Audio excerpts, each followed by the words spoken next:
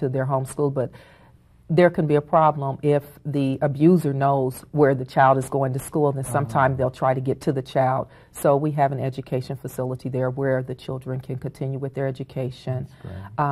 It's also during this time of year when you're moving into the holiday time. Sometimes the children are a little depressed and their moms are depressed because they can't give them what they're accustomed to.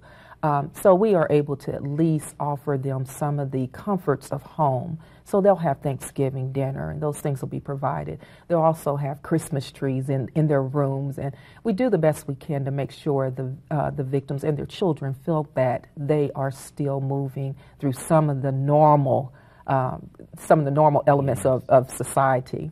We're down to our final 3 or 4 minutes here. You have an event coming up. Yes, we do. The Friday the 13th. Absolutely. Have a fundraiser. Absolutely. Any information you'd like to share about that? Yes, it's an event. There's going to be dancing. There'll be a silent auction.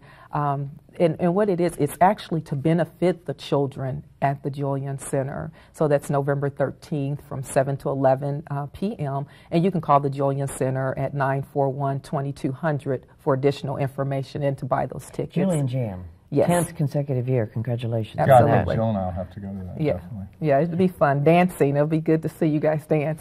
Yeah, I usually give dance lessons. Okay, great. We'll soon be seeing Tim on Dancing with the Stars. Wonderful. Yeah, I'm trying to get on. They haven't allowed me on yet. All right.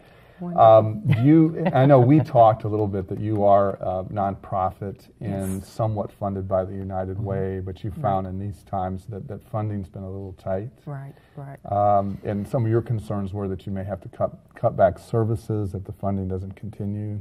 Well, economic crisis has hit everyone across the board. Some of the resources we had, they have lost their funding. And so when women are trying to escape domestic violence, oftentimes they have to move away. Well, we had resources in place where at least we could help them start their lives. Maybe they need a deposit for rent in a new apartment, or maybe they even need clothes and those sorts of things. Some of those resources are drying up because of the economic crisis. So if you go to our website, there's definitely information there that'll help you. We have a wish list, whether it's food for the pantry there, or whether it's clothing for wintertime with the children needing coats and moms needing coats and clothes as well, or even mothers that are trying to even find a job and things, they need clothes. But then there's also financial support that we need as well so we can sustain the program and make sure that we're able to house our children and mothers. JulianCenter.org. Absolutely. Just wanted to point that out. And it's so easy to navigate and find your way around. It's a great website. There's a lot of information on the website that'll help you understand even some of the myths of domestic violence, because oftentimes people want to know, why won't the mother leave? Why won't she leave? It's just not that simple. Sometimes they are in an economics crisis, or the other thing is that there are times where people don't understand when a woman leaves a domestic violence situation, that's when she's in the most danger. So at least when she's in the house, the thought process is, I know where he is, I know what he's doing, I understand the cycle, I know when he's going to hit me. When she's not in the house with him, she never knows when he's going to attack her. And most women are often killed when they do leave the situation. So let's say someone's watching this show and they may be a victim of domestic violence.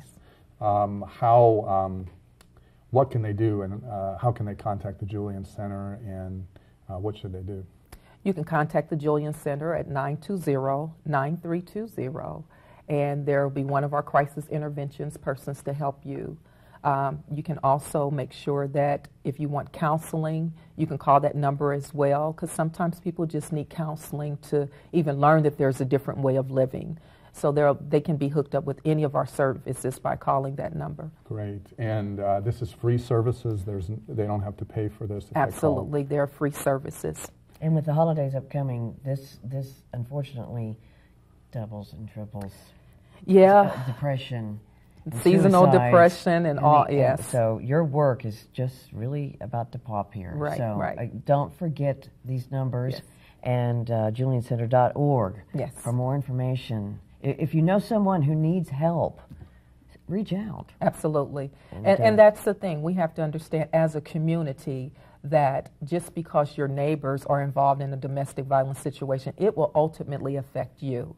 Right. We begin to pay for it in tax dollars because there are then people that can't, you have to get health care for these things, or people that have to get shelter. So it begins to impact the community as a whole. But even as Christians, we have a responsibility to help our neighbors. That's what the Bible teaches us, right? Yes. We're supposed to love our neighbors as ourselves. And so I don't want to see anyone being abused. I can easily pick up the phone when I see that someone is being hurt and call and let someone know that this person is being hurt. Great. Rebecca, God bless you for all you do. You're doing great stuff in this community. Thank you for having me. The Julian Center. We appreciate you coming on the show, and we will be there. I will be giving dance lessons on the 13th. Wonderful. So I may scare people away, but hopefully they'll have a good time. But thanks, Rebecca, for coming on the show. And you're doing great work, and we'll keep you in our prayers. Thank you. Thank you very much.